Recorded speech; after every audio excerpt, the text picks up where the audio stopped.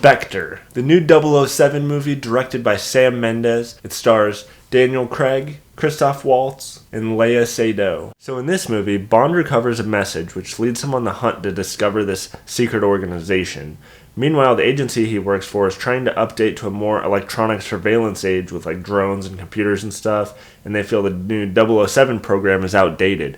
So Bond's pretty much on his own in this movie. One of the biggest pros this movie has is that it has this amazing opening shot. It doesn't cut away. It's like it's the Day of the Dead down in Mexico or something, and you see this big shot overlaying everything, and then it kind of zooms around on people, and then you see, you know, Bond, and he's walking, and then he goes into a building and goes up and does all this stuff, and then, you know, it leads into this action sequence, and the whole thing is one shot. Also, this movie has some amazing action scenes. The fight sequences, the choreography, the car chases, all that sort of stuff is done really good. It's not just a bunch of shaky cam to try to hide imperfections, but it's actually some smooth shots, some great cuts, and the action is awesome. And there's a lot of it in this movie, so it never really gets old. Also, this movie has a really cool introduction to the villain.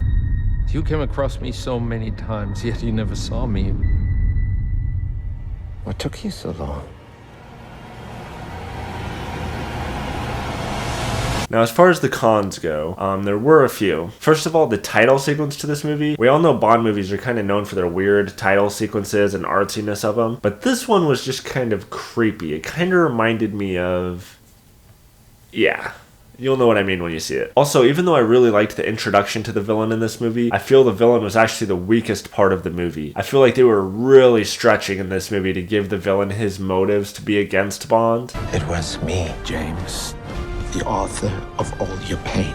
Also, this movie in general is really trying to link it to the other Daniel Craig Bond movies. Like, it's trying to make it seem like, oh, this all wraps up, all the movies kind of go together now. But the way they did it, I really didn't buy into it. You could tell they made the first couple movies, and then this one they're like, hey, let's try to make a storyline that makes all those movies linked together. But it was very obvious they didn't really plan that from the beginning, and it came across as really desperate. Like, this movie is like, we have to do something so big and awesome that, but it just didn't work. And also, even though the villain had a really cool intro to this movie, he was one of the most cliched villains I've ever seen. He does the very common mistake of, all right, I'm going to tell you my entire plan, even though I probably really shouldn't. And even though I have a really easy chance to just kill you like multiple times, instead I'm just going to talk to you and talk to you and talk to you until you have a chance to escape. And the ending to this movie, I just thought it was so weak. I'm like, really? That's how you're going to end this movie? I don't know. It was just really weak to me. So even though the overall plot wasn't the best to me, the action sequences were so amazing that I have to give this movie a friends with benefits.